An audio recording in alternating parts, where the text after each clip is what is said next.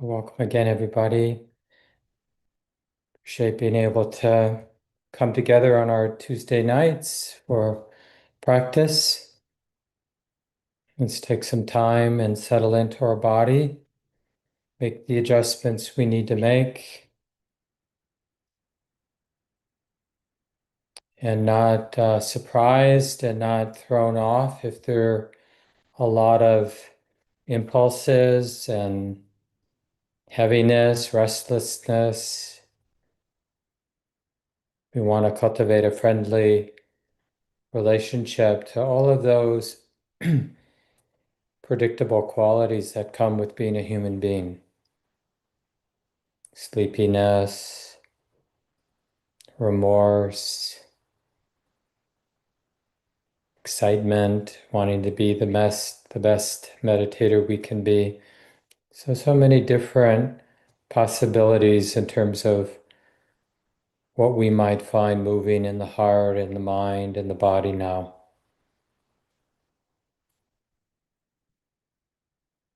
And it can be helpful to have this, I would call it maybe a playful resolve, not to be surprised by whatever shows up during the sitting time. Because we know, probably most of us from our own experience, we know that anything can happen. Painful memories, excitement about this or that, dullness. And our resolve is not to be surprised and to turn whatever experiences come and go, to turn it into our practice, to our teacher, teaching us that all things come and go as part of this impersonal unfolding that we call our life.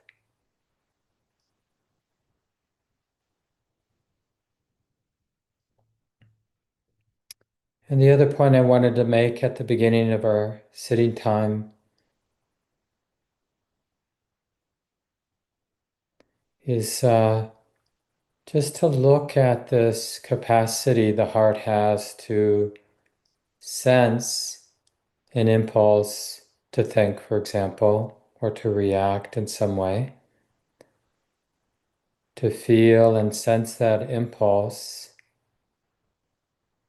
but in a sense not to take the bait, not to get swept away, but instead just feel what it feels like in the body and mind, in the heart, to have that impulse to worry or to regurgitate some old pain that we have, unresolved pain, or some hope that we might have for our life.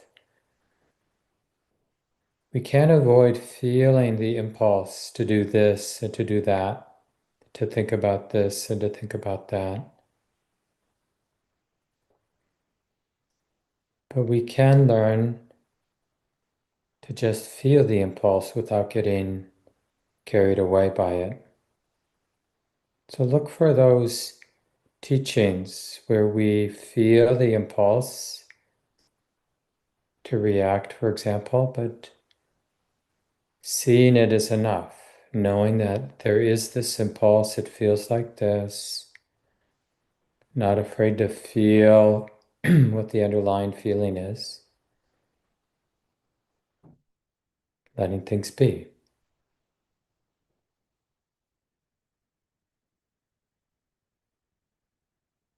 So doing what we can to stabilize the continuity of present moment awareness.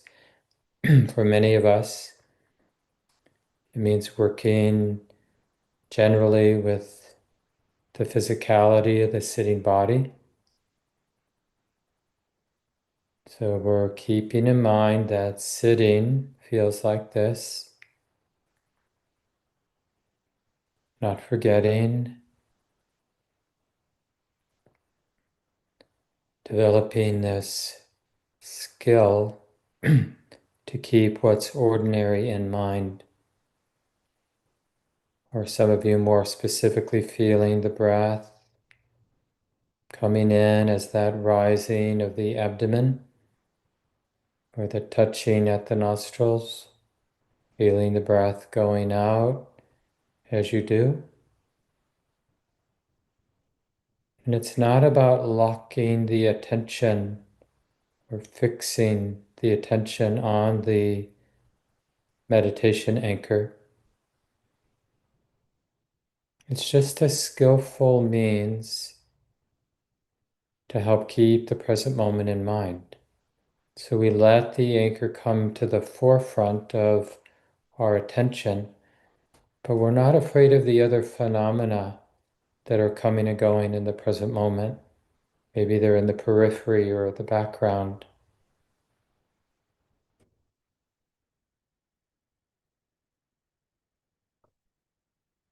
And we can even notice that fullness, that wholeness of the present moment as we breathe in, as we breathe out. We're feeling the body sitting. The totality of the sitting body is like this now. And let's continue now in silence.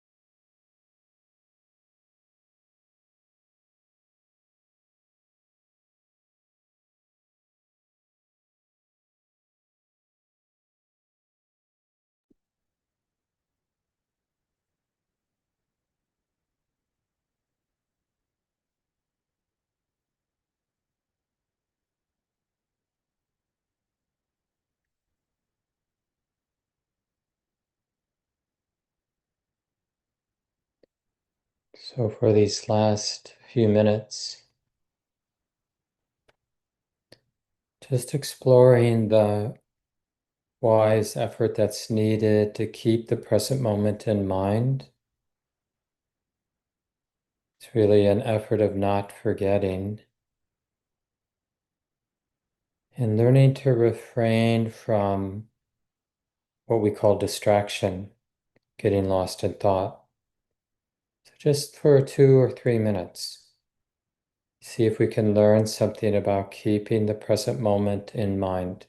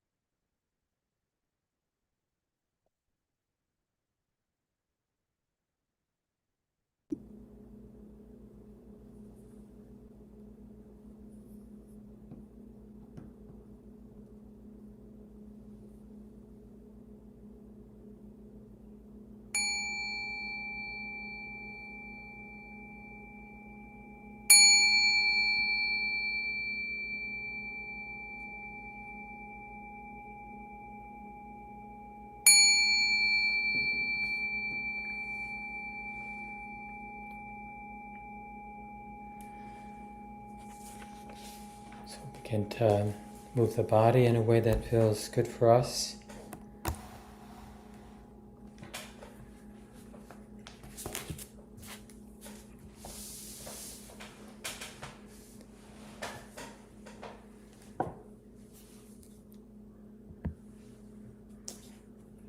Maybe before I continue with the discussion I started last week on Sila,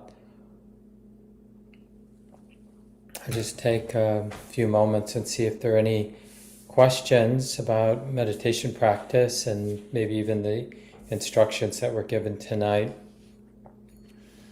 Yeah, just go ahead and unmute yourself if you do have a question about your practice, about sitting practice in particular, and we'll have more time for discussion at the end.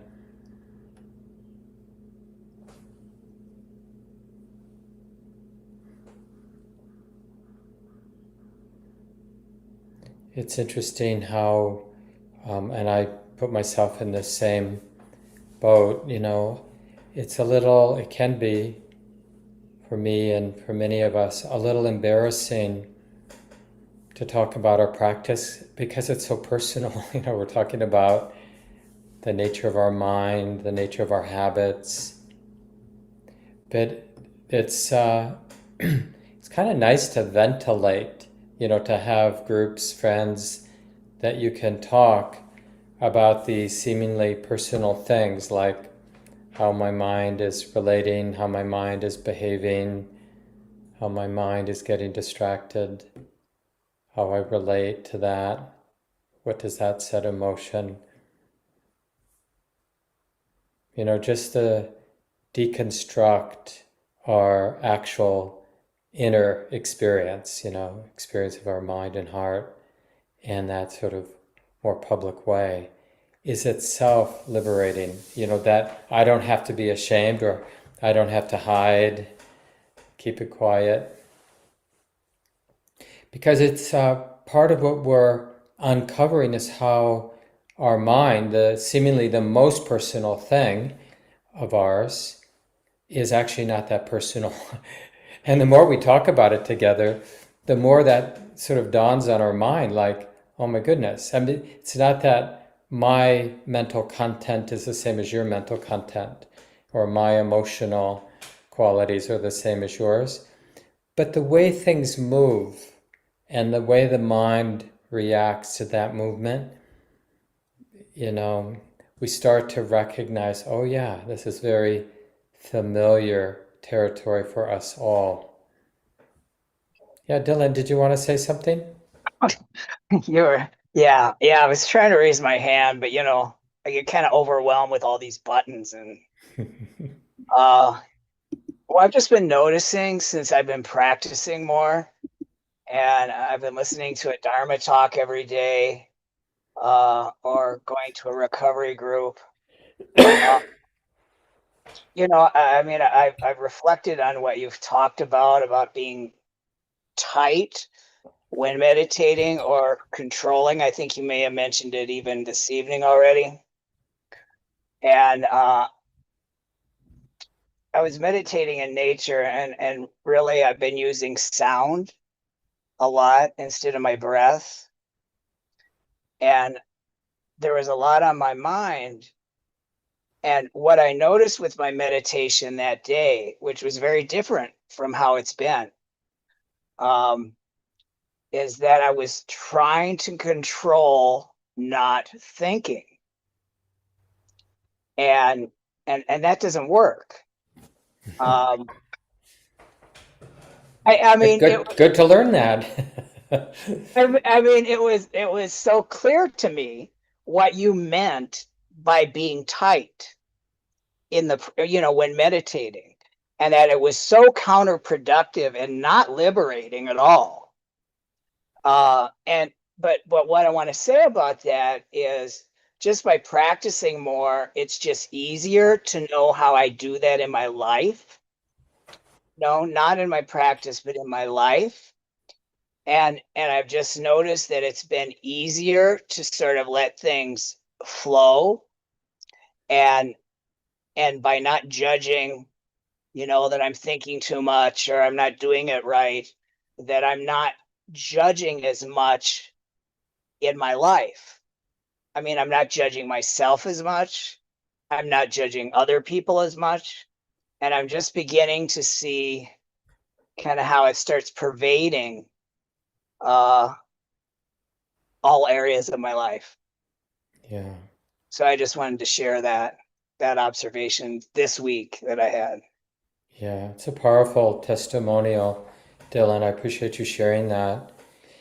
That's a real development in our practice when it really gets as simple as tension and release, but on the most subtle levels. I think we never want to imagine we're um, comprehending the most subtle levels of the grip, the squeeze, the holding, the burden. But it's even before we get to the very, very, very most subtle ways the heart is in a freeze, in a grip, fixated. We understand this basic principle that when we stabilize present moment awareness, when we more and more value present moment awareness, this whole world of tension and release starts to open up. And we realize it's the most relevant thing, whether we're having in conversation with a friend or doing our meditation practice. It's like that curiosity about how the mind, the heart, the body is holding, squeezing, resisting, and how that can be released. But like Dylan said, wisely discovering that trying to make the mind release is the cause for stress.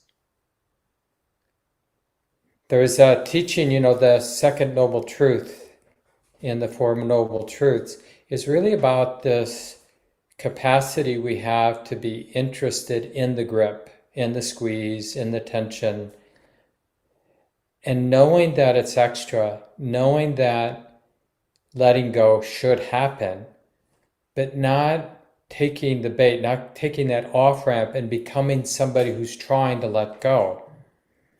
So it's a very subtle place where we know that there's this extra thing, like somehow the body and mind is tight, is squeezed.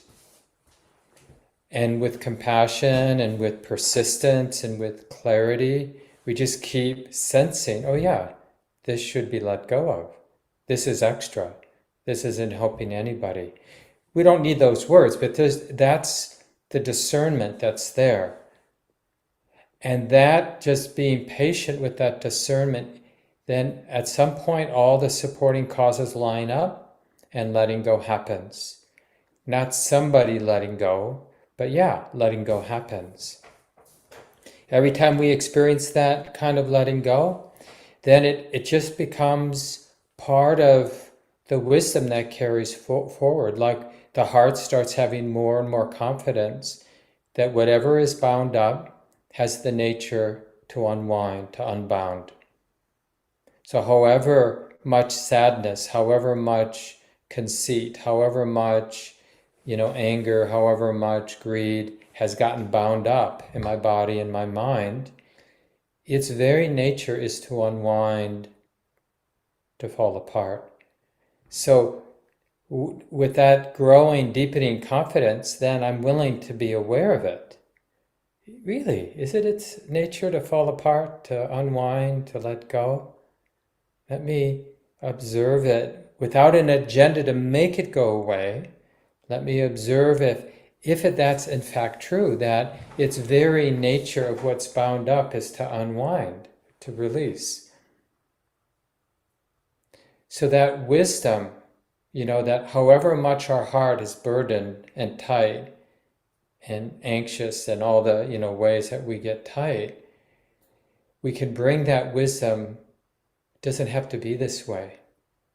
It's so provocative to hold that, to try to keep remembering that suffering is optional. Pain isn't optional, but suffering around uncertainty, suffering around insecurity, suffering around physical pain, even emotional pain, that way that we reject reality, that doesn't have to happen. Any other kind of nuts and bolts sharings about meditation before we go back to the topic of sila? Yeah, Jamie.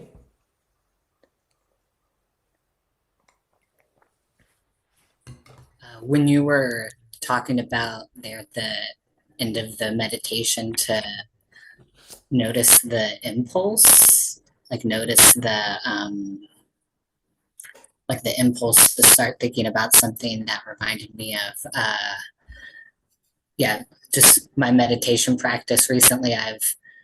Since going on the retreat with you and Shelly, I've been doing this sort of like mental tracking of, as things come into my head, of like, oh, like uh knowing rehearsing, allowing rehearsing. And then sometimes I notice that like certain things will come up and it's just like I don't even know what that is, like like just images or really quick succession of things. And I think that was I was listening to a talk that Shelley did where they said that the mind is almost like it's this constantly trying to hold together something that's falling apart. And I felt like that was really helpful. And then you talking about that like impulse is helpful, of like, oh yeah, that's like I have these things that are coming up and they're not even necessarily thoughts. It's like the beginning of, it's like this like temptation almost, or yeah, like the bait of like, oh, I could think about this or get swept up in this. Yeah. And that's deep wisdom when we, another word for impulse is intention, or that sort of volitional, willful force in the mind and the heart. And it's a real insight when we catch that tug that impulse, but realize that wisdom can just be with the tug, the impulse, without actually having to act it out. It's like a moral choice suddenly, because we understand just because I'm inclined to think something, to say something, to do something, doesn't mean we have to do it. And we learn that in meditation, like because of the form itself, like sitting still, or at least, in the vicinity of being still in the body, in our posture.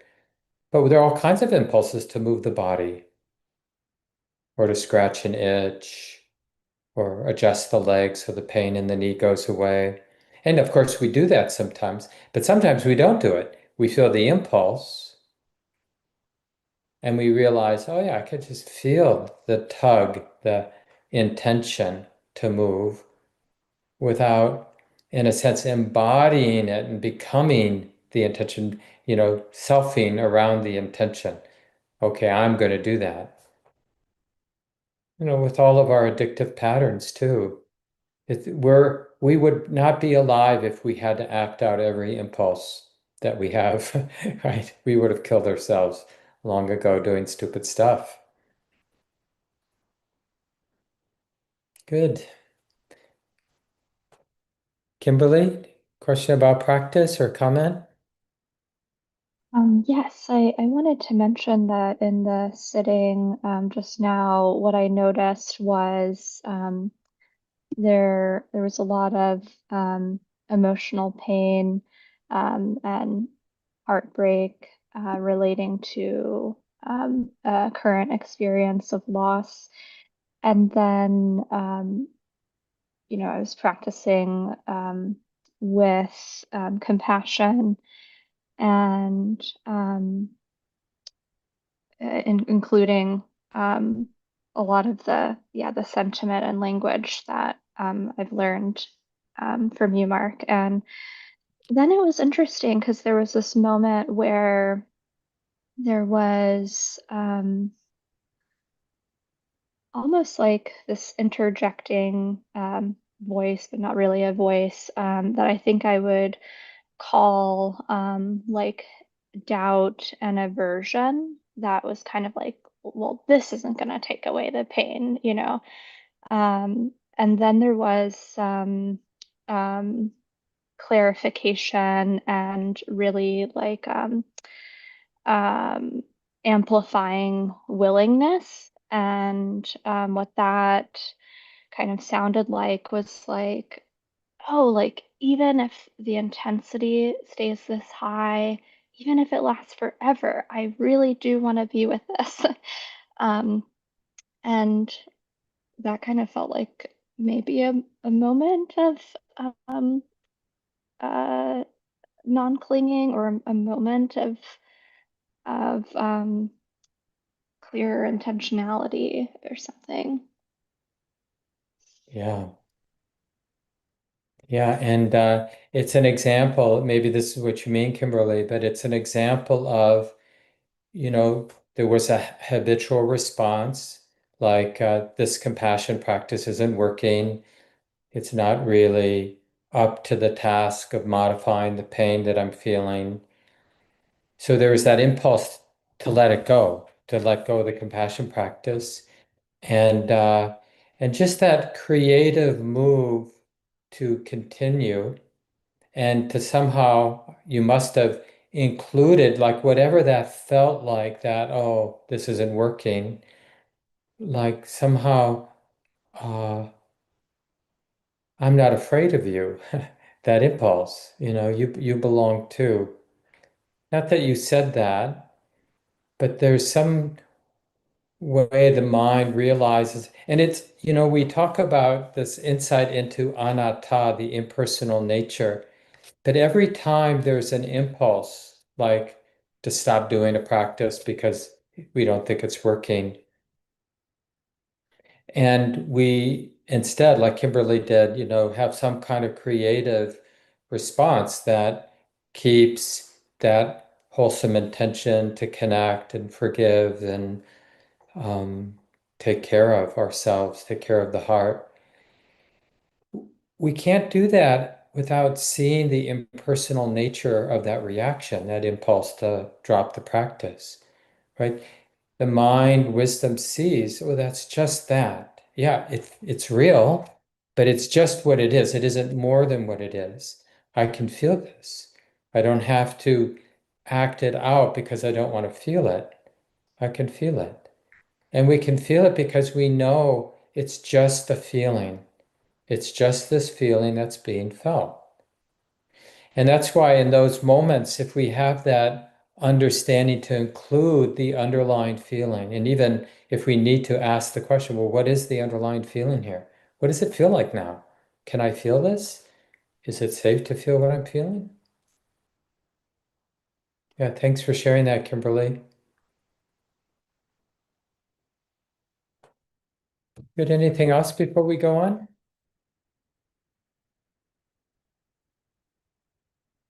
And there'll be time at the end, like I mentioned. When we think about these impulses, and I mentioned somehow at the beginning of the sit, and it's good just to remind ourselves, when we're sitting down, getting settled, one way or another, we want to acknowledge, okay, there's probably going to be a lot of impulses, a lot of off-ramps, a lot of underlying tendencies manifesting in the next 45 minutes or the next half an hour while I'm sitting. So, honey, don't be surprised. Like to talk to ourselves that way, to normalize that we have a conditioned mind. It's like all those underlying tendencies to think about this and to plan that and to worry in these kinds of ways and to remember this sort of content and to fantasize about these future things and, all those tendencies. And to feel this way and to feel that way with each of the, you know, thoughts and images that come up, there's usually an underlying feeling there. It's a charge of some kind in our heart. So just to normalize that there's a lot of momentum in terms of our conditioning. And there's really, we can't make that go away. If we're good at concentration, we can seclude ourselves from that for a while. The mind learns how not to pay attention to it. So like in concentration practice, where we're maybe using the breath or using loving kindness or compassion practice, but we're holding one thing in mind so that we're not noticing all the impulses. And then that holding that one thing in mind, like being with the breath, we can notice the pleasure of that not being pushed around by those impulses. And then we pay attention to that pleasure. And more the mind is secluded from the normal dance of our conditioning. That's called having a good sit, a concentrated sit, right? And it's a good talent to develop to whatever degree we can seclude the mind. But we always come back. The force of our conditioning, the momentum of our various habits hasn't been diminished by a good sit. It's just been a really powerful, like spiritual vacation from the mental tendencies, underlying tendencies. So what really uproots those underlying tendencies is seeing them for what they are. That's what really does the work of uprooting those underlying tendencies. So we're getting at the misunderstanding of those underlying tendencies, right? Because initially, with all those habit energies that we all have, we're pretty convinced that it's a problem for me. I got to deal with my underlying tendencies. And I have distraction, I have concentration, and that's about it in terms of how I can take care of myself with my underlying tendencies. And the more we use distraction, the more we create other problems for ourselves. Like this is talked about in the Buddha's discourse on the second dart. Some of you know this. It's a very famous talk the Buddha gave that, the nuns and monks recorded first orally for several hundred years, and then eventually they wrote down what they remembered on these palm leaves. So for many, I don't know how many years before they had, paper and other ways to keep it, they had these big baskets and filled with palm leaves where they etched out all the teachings. You can still see these palm leaves. There's still some around, pictures of them on the internet at least. But in any case, this very famous discourse the Buddha gave on the second dart, he was basically making the point that we human are, with human existence, life is difficult. Not always, but often difficult. It's certainly uncertain and it's insecure. And because we don't really know what to do with all that uncertainty and insecurity and unpleasantness, we seek out pleasant experience to be able to handle the vulnerability to unpleasant experience. So we don't know what to do with unpleasant, so we create this dependence on pleasant experience. Even our fantasies are somewhat pleasant, and we go there to manage an unpleasant experience. Like if we're bored, or even worse, just some pain, then we start to think about something that feels better. But there's some tension there, right? The tension of needing to get away from what is unpleasant, the tension to find what's pleasant and to stay with what's pleasant, and even the tension to ignore what's neutral, because I don't care about neutral experience, which just so happens to be most of our experiences are neutral. So there's even the tension of ignoring what's neutral and dependence on what's pleasant, seeking out, holding on to what's pleasant, and getting away from what's unpleasant. So that's why distraction doesn't work. I mean, that's basically the Buddha's argument or discourse from watching his own mind, and then sharing, hey, it doesn't work. What does work is to get interested in that impulse. And Sila practice is really, the first part of Sila practice is really about understanding the power of restraint. Because as an animal, like I talked about last week, if you weren't there, as an animal, we have all these tendencies to want to survive, to want to mate, to want to eat good food, and, many other tendencies just built in. But sometimes acting on those tendencies is not appropriate. Like when the stuff isn't ours, I should probably take it and eat it, unless it's offered to me, because it's not mine and I can get into trouble or at least feel bad about taking something that wasn't mine. So it's really nice to have that capacity to sense the impulse to take something that's not mine and to notice it. Oh, yeah, I really want to take that. And we're honest with ourselves. Yeah, there'd be some gratification having that thing that I want to take. But that's not the end of it, is it? Right? Then I'd be worried about getting caught.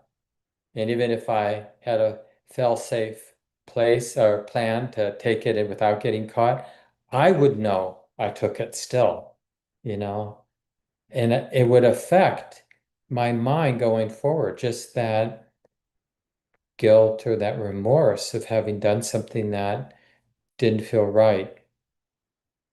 So there is something, this is the kind of the good news. There is something stronger than all of that, all of those underlying tendencies to take what we want, to cause harm when we think it means that I'm going to get what I want. We can rationalize or justify causing harm all the time, even to ourselves. Yeah, I'm going to probably regret it in the morning, but I'm going to go get drunk or something like that, or I'm going to eat too much food, or I'm going to.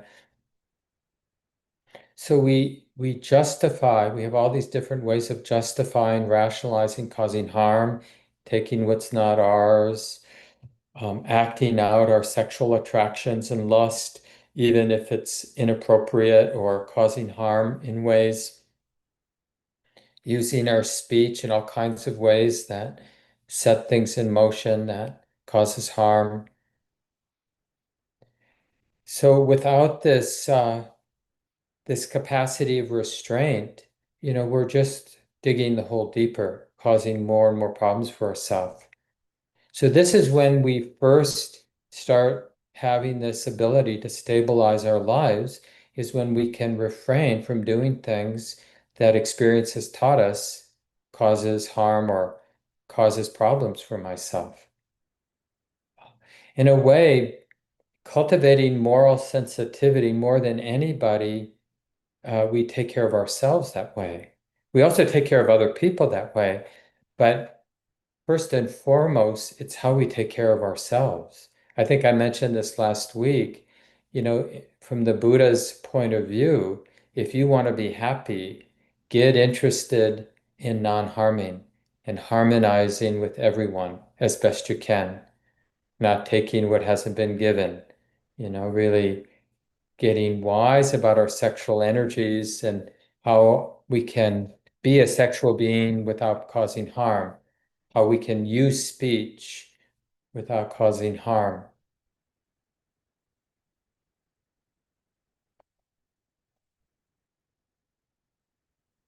And then, once we develop that power of restraint and really feel enlivened and more stable in our life, because we know anything can get triggered, but I have more and more capacity when I get triggered to act out, to just feel that impulse to act out without acting out.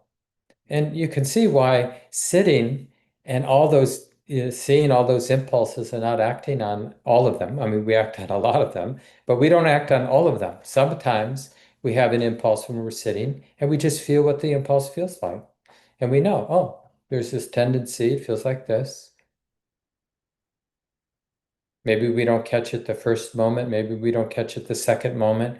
Maybe we're 3 miles down the off-ramp, having indulged, having taken the impulse personally. But at some point, wisdom kicks back in. Oh, it's just this pattern.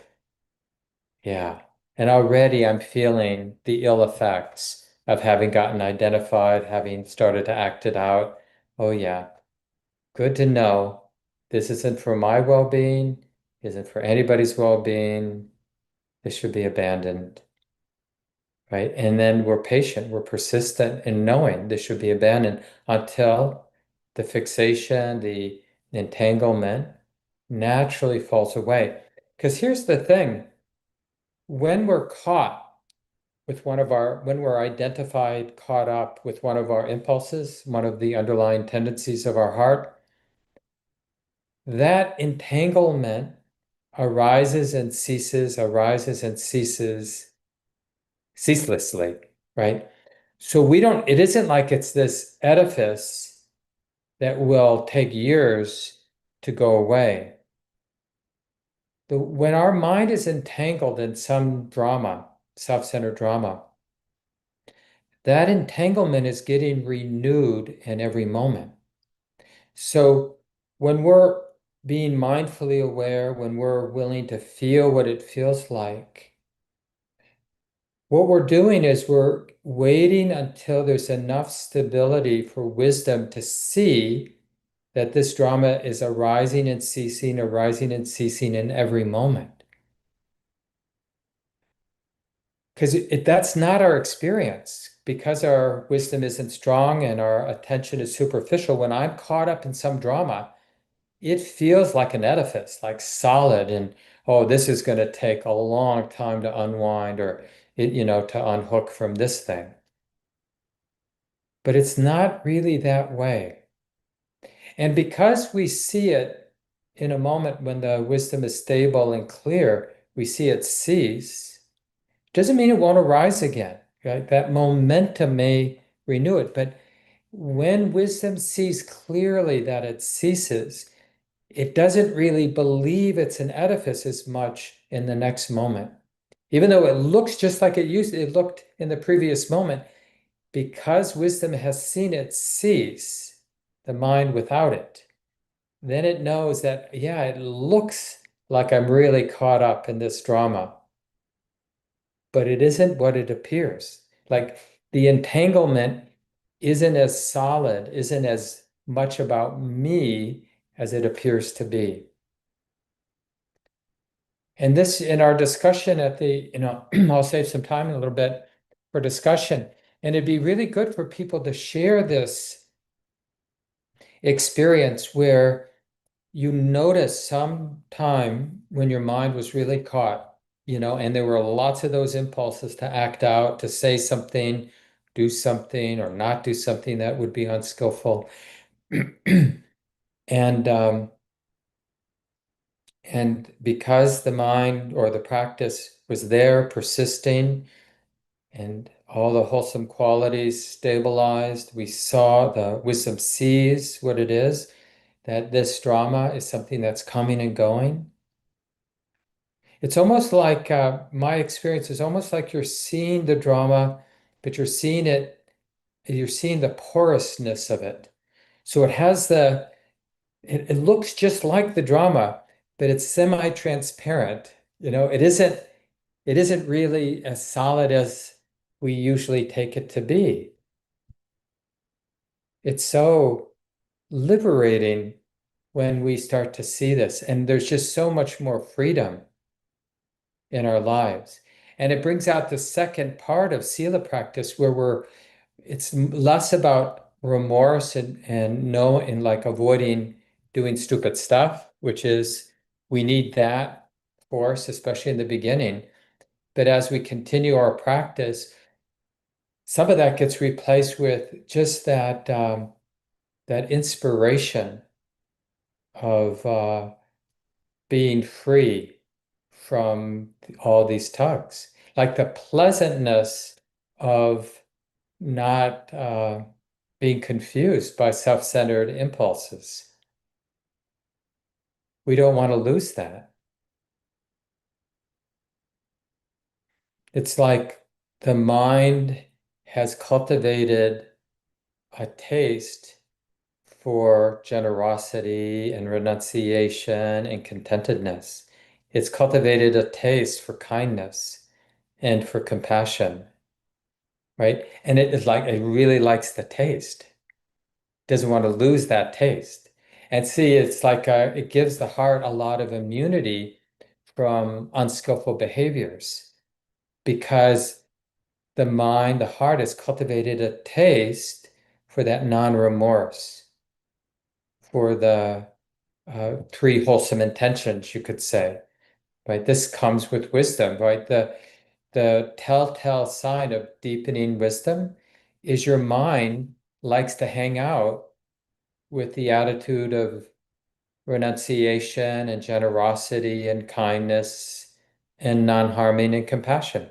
Like those are the qualities the mind likes to hang out in because the mind trusts those qualities. It feels good with those qualities.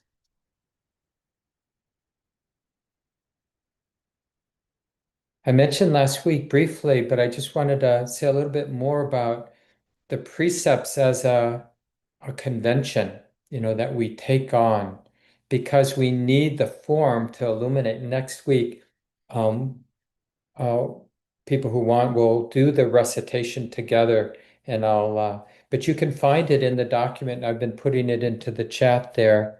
Um, there's some different resources, but one of the resources is Common Grounds, Refuge, and Precept Ceremony.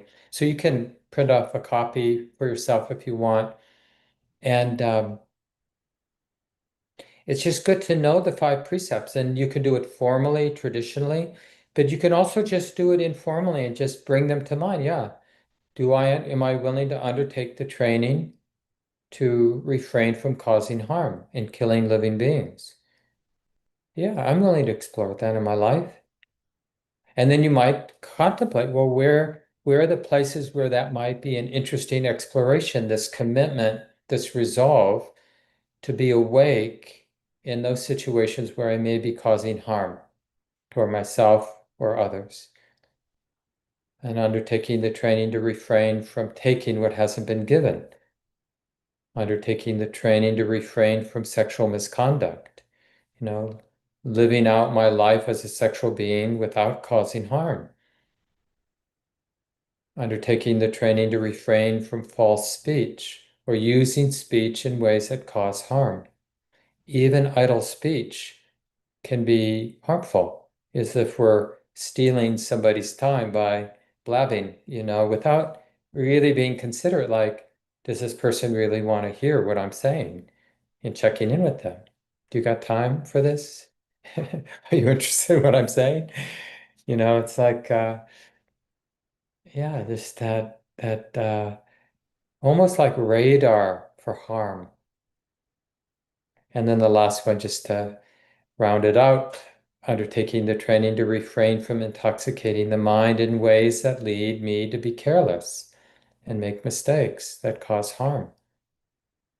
It doesn't mean, I generally don't ever consume alcohol or recreational drugs, but some people might allow themselves to have a glass of wine or a beer at certain times, but they're just careful. People who are training in this way, they're really careful about intoxication because we become careless. And it's not that intoxication is nice. I mean, I remember back in my late teens and early 20s when I indulged in those sort of things. It was nice to party in that way. But I like the feeling of non-intoxication more than anything I ever got from intoxication, right? Just the knowing that my clarity is more trustworthy, my mind and wisdom is more dependable. Sometimes I'll have, just a sip of somebody's wine or something like that. And even, I'm not kidding, just with one sip, I see what it does to my mind. And I like the flavor, and there's that warmth spreading. But I don't like the lack of clarity because my mind has really learned to like the clarity. And that's the point of where we're trying to get with the Sila practice is not just to use it to avoid making mistakes, like that hiri ottappa, that wholesome regret, wholesome concern. It's like the wise conscience that's out protecting us from doing stupid stuff. That, like I said, is very earthy, very needed in our lives. But we want to get to the place where the mind has really come to love and appreciate the sensitivity and doesn't want to lose it. It just feels the uplift of that sensitivity. And when we see around us, people doing stupid stuff, like our world is one huge example of people acting out ignorance, people acting out aversion and hate and fear, and people acting out greed and causing so much harm for themselves and others. It just breaks our heart because it doesn't have to be this way. To whatever degree we've, in a sense, lifted our heart up out of those tendencies, which we all have, then we know it's possible for everyone to lift their hearts. It's a lot of work, but it's the kind of work that makes sense to anybody who checks it out. Like, oh yeah, why wouldn't we get interested in avoiding harm? When we see for ourselves, when we feel for ourselves what that leads to, of course. And there's this whole developmental process, where initially we're oblivious to this. And it's like, well, why not? Why not act out this tendency? I'm going for it. Who cares? And then then we get a little bit of moral sensitivity. It's like, will I get caught? Well, will I get punished if I do this? And then that matures more, and it's like, I better not. I don't, it won't feel right if I do that. Even if I don't get caught, it won't feel right, right? So we're starting to have internalized this sensitivity. Oh yeah, I don't think I want to do that. I don't want to be the person who did that. I don't want to have to feel what it feels like to have done that or said that. And then that matures into, I just know better. Like it's just more solid, that clarity, that moral sensitivity around non-harming and all the places we cause harm, like speech or with our sexual activities or in terms of possessions and how much stuff we have. And like the heart just knows better. And we start, like I mentioned, just appreciating the freedom that comes from knowing better. And all of this isn't a burden, right? It's all in the direction of freedom, right? It becomes more and more natural. It isn't a burden of me trying to be good. The heart just knows the way. I think that was a line from Ajahn Chah, a wonderful Thai teacher, Buddhist monk. He says, like, I think the teaching was, when our practice is going well, we know it's going well because the heart knows the way. Our goodness isn't personal. Like we notice a lot of goodness, like how we navigate our life, just that more wisdom,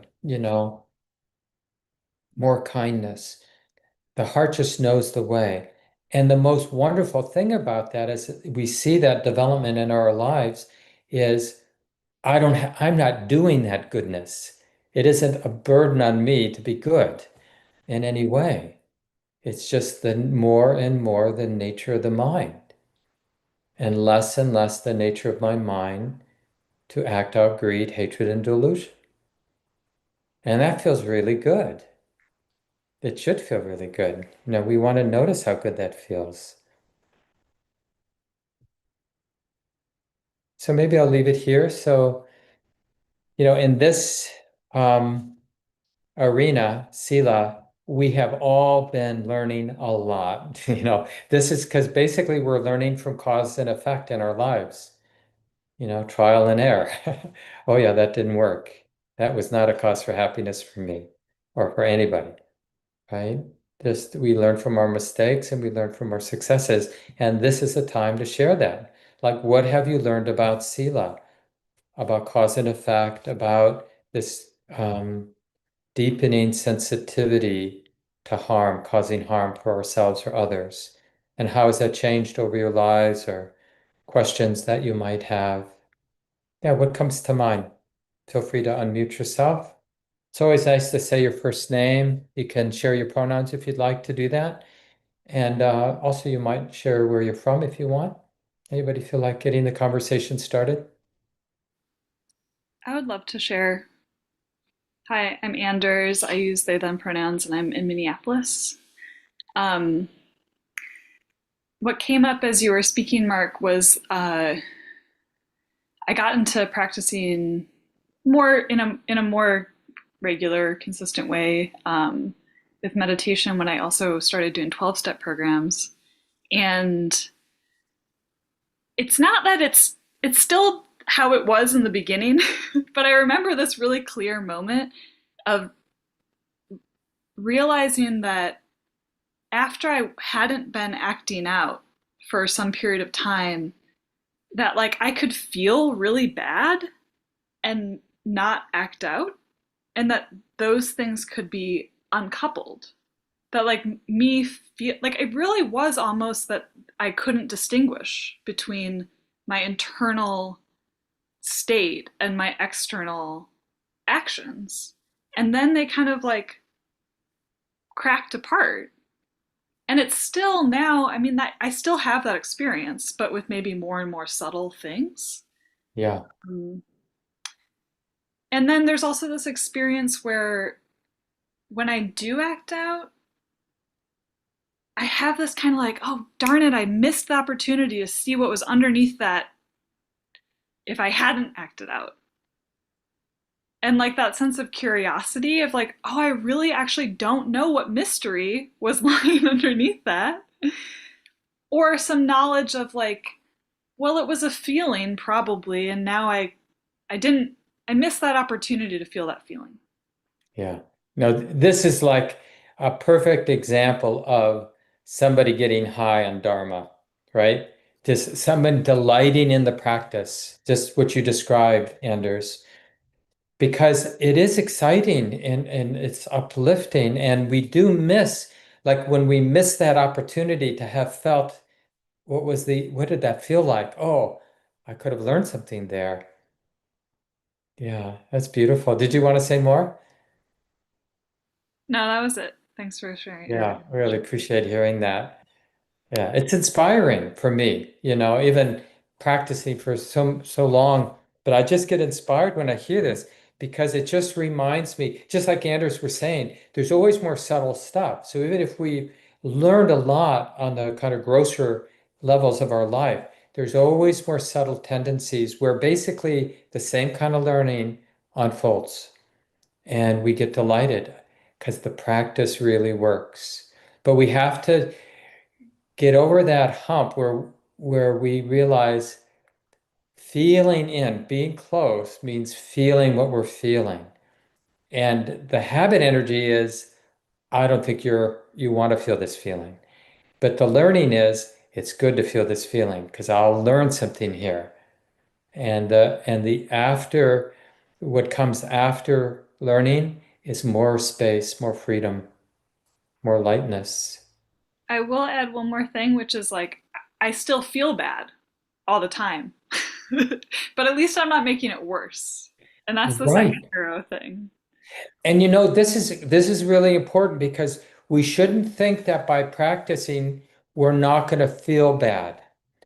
It might be more useful to think as you practice more and more, you're going to feel more bad, but you're going to have a capacity to be with what you're feeling, and that will feel great, not to run from feeling bad because there's a lot of suffering, our own and others. There's a lot of legacy of suffering, and we're waking up to that. And so the heart gets really tender. How could we be in this world and not feel so tender given all the suffering there is? We do get some, the compassion is an uplifted, beautiful emotion that it requires being real with the truth of suffering. Thanks again, Anders. Other thoughts from folks? Gamash. Yeah, that was so.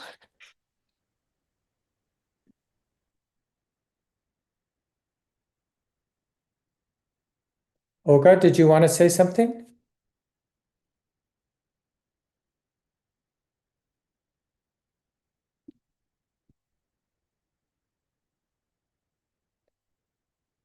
Maybe not. Anybody?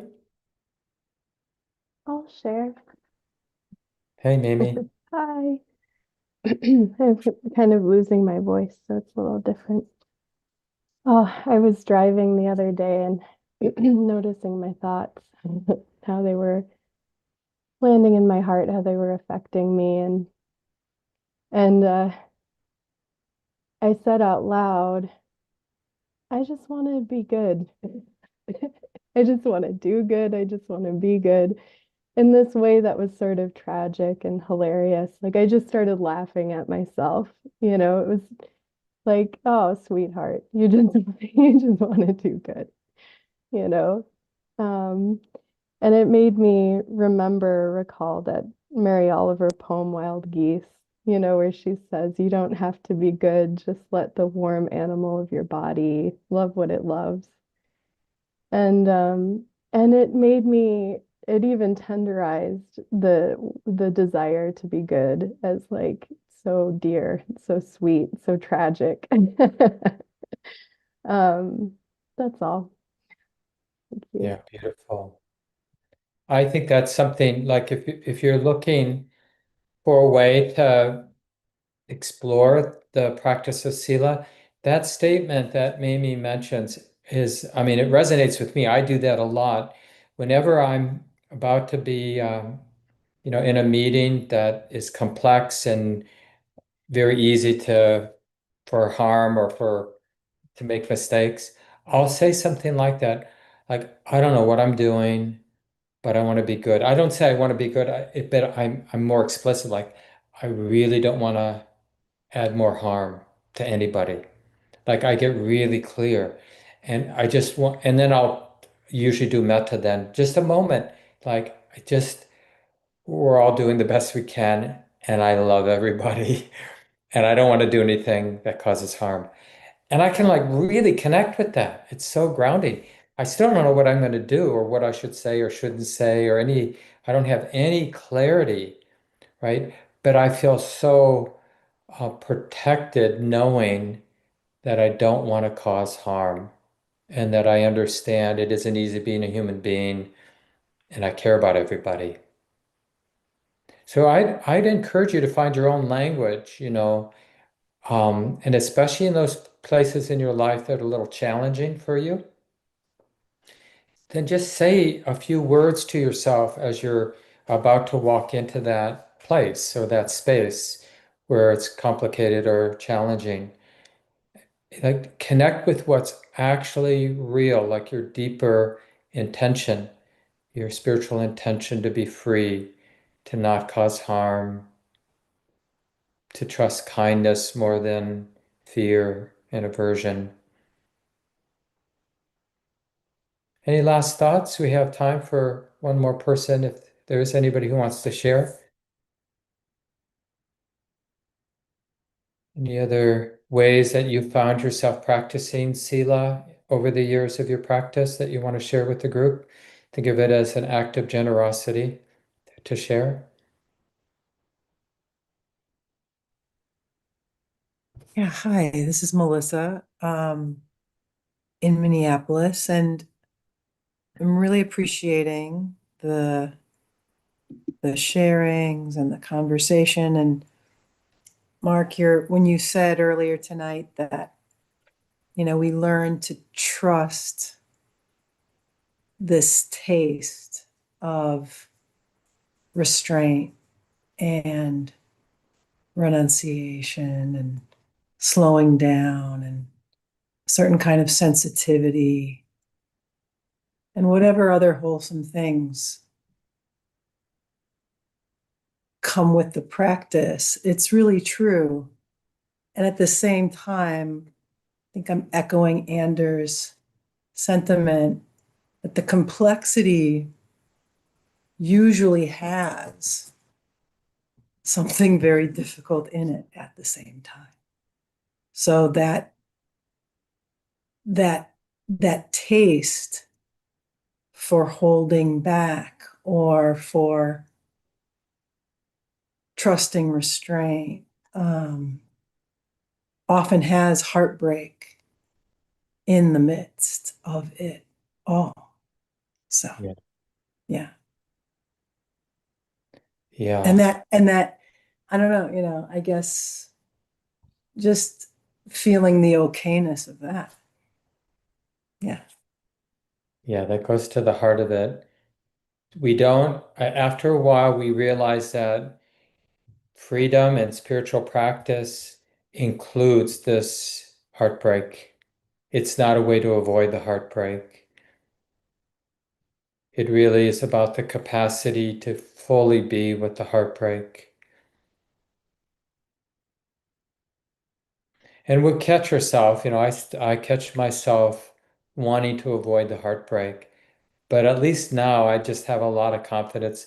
There's no way to avoid the heartbreak, And there are more moments where I'm just really embracing the heartbreak and not trying to escape it. Doesn't mean we should avoid pleasure, and it doesn't mean we should avoid joy, because the joy and pleasure, even ordinary pleasures, it's an important medicine. Like in our lives, we need it. And because it gives us it's refreshing for the mind as we learn how to be free with the heartbreak. Otherwise, we just get kind of grim and brittle if it's just heartbreak without a skillful use of joy and pleasure. we should probably leave it here. It's 8:30. So good to be with everyone. Just appreciate all the wisdom in the group and people's willingness to share. There's a half-day retreat on Saturday if you want to join in, 1 to 5. I'll be leading that both on Zoom and in person. And I think most of you know that Common Ground offers everything freely. We've done that for over 30 years now since we began. Really beautiful how things unfold in that circle of giving and receiving. If you have any questions about that, you can contact the office, or there's a link on that document for the web page where there's more information. But it's basically everyone finding their own way to receive freely and to give back, even if it's just giving your good wishes. You don't have resources or time to volunteer money to give. Well, you can just be grateful. That's a gift too. It's a good way to make that circle a circle of receiving and giving. And of course, sometimes people give in other places of their lives because that's where it seems to be asking for your attention or your resources. So there's no right or wrong way to do this. Feel free to unmute yourself and say goodnight if you want to everyone. Right. Good night,